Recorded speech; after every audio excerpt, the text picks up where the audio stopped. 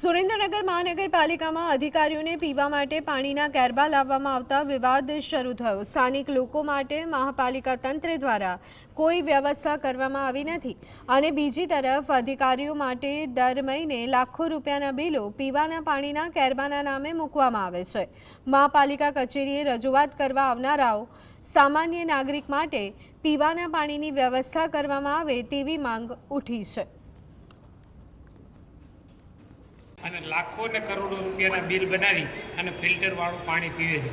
જ્યારે સુરેન્દ્રનગરની અંદર અત્યારે આપણે સનસવાઈના ટાઉનશીપ છે, બીજા અંતરિયાળ વિસ્તાર છે, ત્યાં લોકોને પીવાનું પાણી પૂરું પાડવામાં નથી આવતું। નલ સે જલ યોજના આખી યોજના સાવ ફ્લોપ ગઈ છે। પીવાનું પાણી ઉપલબ્ધ નથી, જરૂરિયાત એટલે આ ડોકની નીતિ છે।